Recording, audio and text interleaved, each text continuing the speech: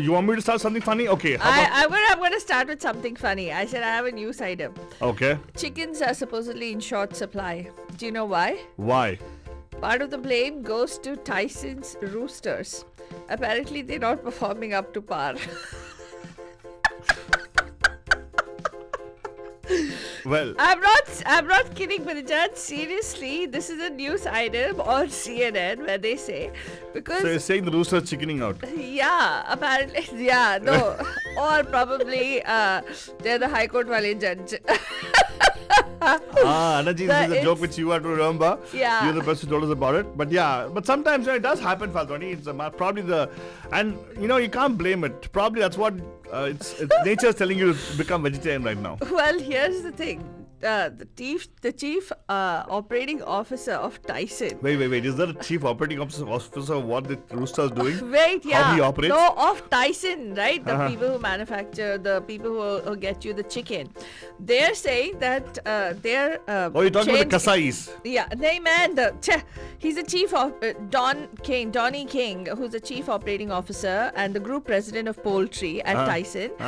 During an analyst call, supposedly said, "We're changing out a male that, quite frankly, we made a bad decision of." Wait.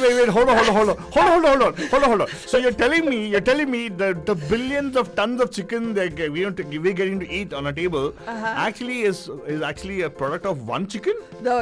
It could be that one chicken that contributes to a lot of impregnating a lot of probably swinging the other way. Yeah, who knows? I don't know. So they're saying that the company had an unexpected decline in hatchings this year because of the type of roosters. Yeah, probably they couldn't rise to the occasion. Yeah, exactly.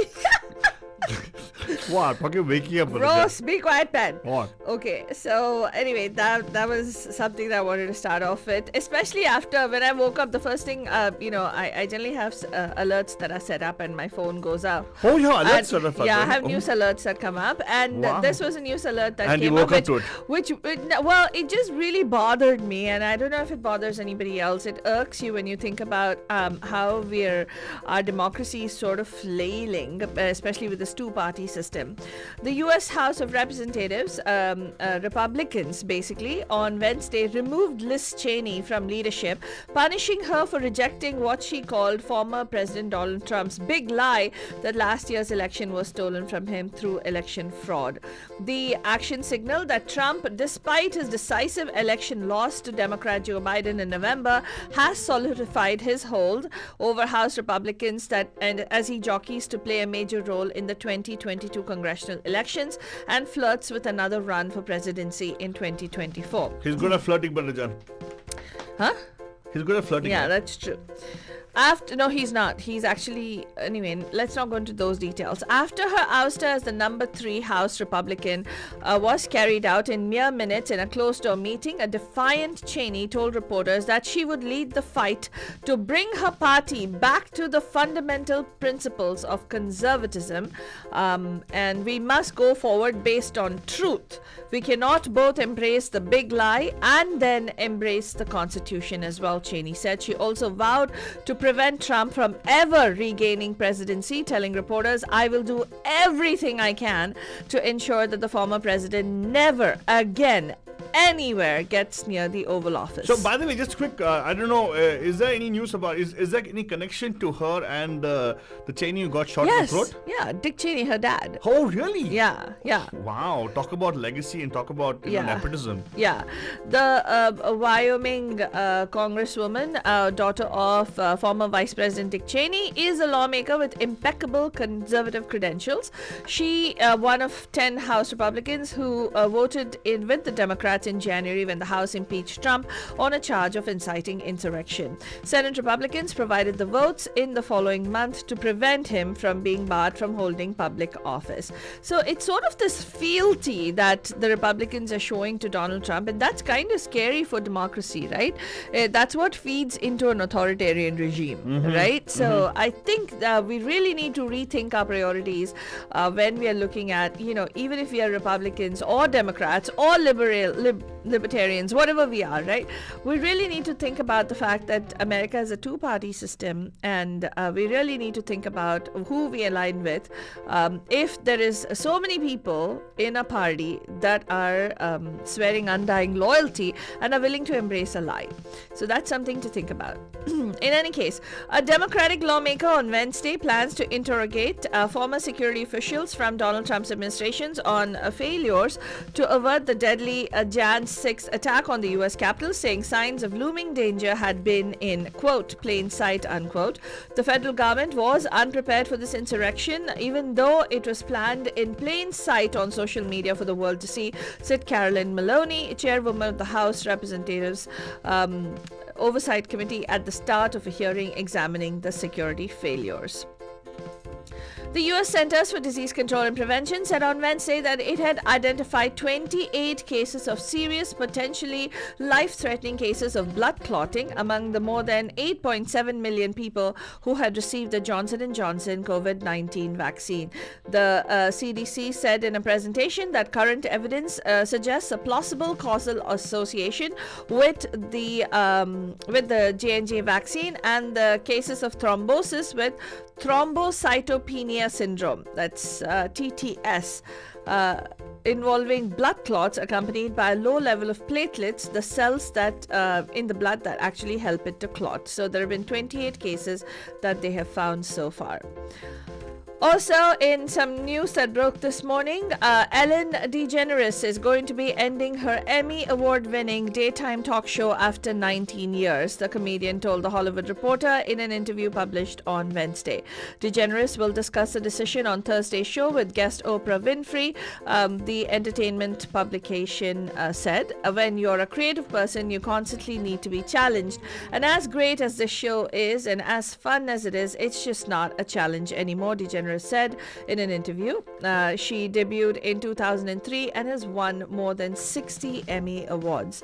Last year, 3 top producers exited the show, and DeGeneres apologized after reports of a toxic work environment, promising, quote, a new chapter, but looks like she is closing that chapter after all. The U.S. Consumer Product Safety Commission on Wednesday warned Americans not to fill plastic bags with gasoline as fuel shortages worsened for a 6th day and consumers race to secure supplies. Do not fill plastic bags with gasoline. Use only containers approved for fuel, the agency said on Twitter. Fuel shortages worsened in southeastern United States on Wednesday as gasoline stations ran out of supply in some cities. In local news, Manajan, a preliminary 2.8 magnitude earthquake struck Wednesday morning in South San Jose, according to the USGS. It happened around 7:34 a.m., which was centered 9 miles south of downtown San Jose. No further information is available at this time.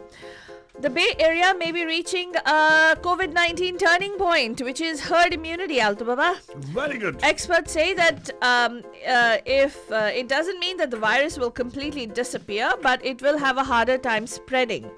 I think in June or July, we'll reach something that looks like herd immunity, said UCSF epidemiologist Dr. George Rutherford, adding that Bay Area's low transmission rates and high vaccination rates, it will be the first region in California to reach herd immunity. Businesses in San Mateo County, such as restaurants, bars, wineries, and places of worship, can expand indoor capacities in the least restrictive tier. They have entered into the yellow tier now.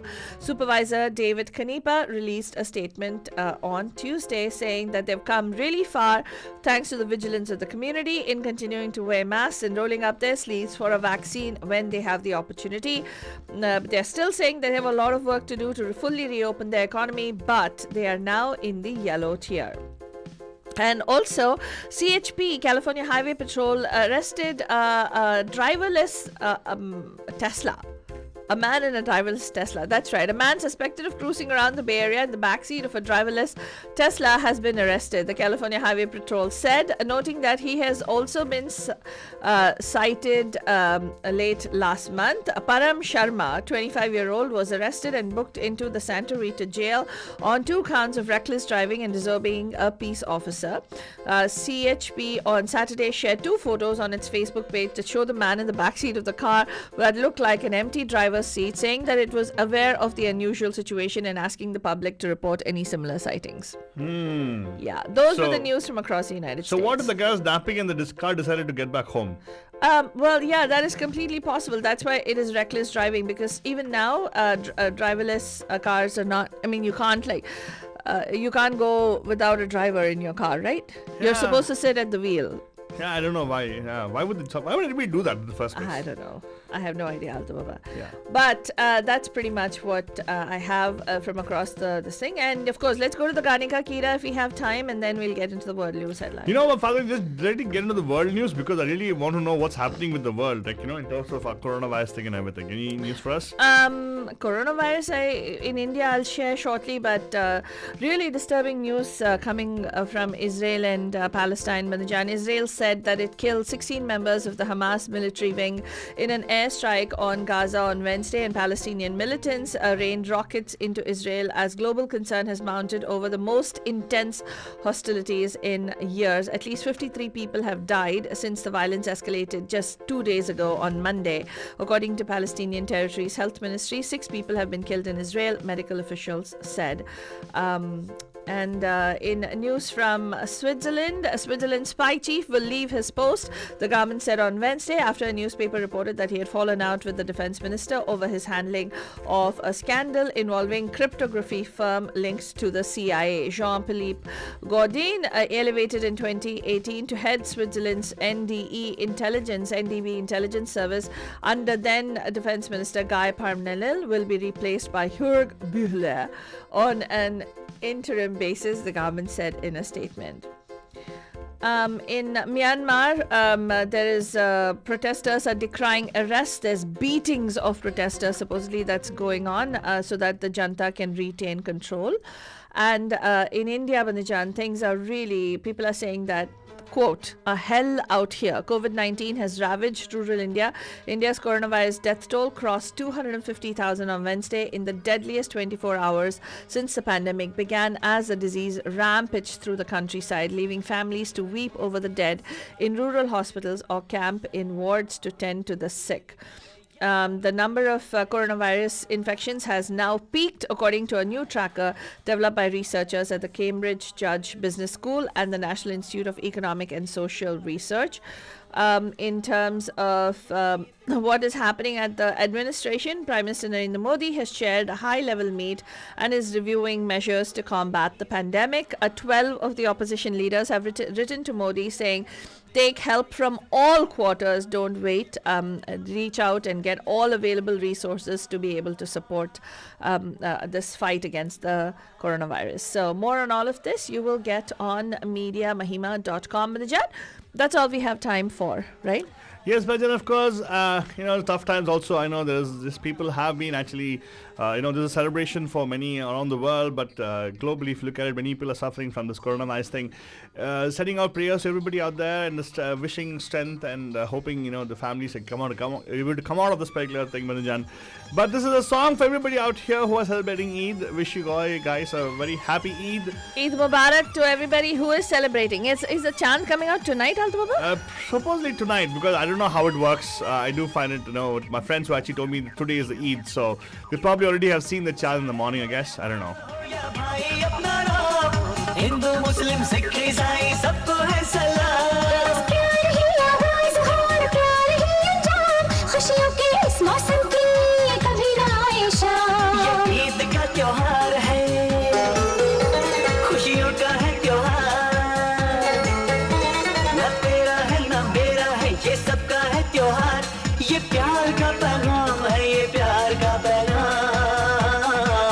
Mubarak Eid Mubarak. Eid Mubarak. John, this is your darling Faltu Rani, And let me tell you, Bandhajani, that all these beautiful tracks that you're listening to right now are special Dihari picks that we've hand-picked just for you. We'll see you in just a few. Keep listening.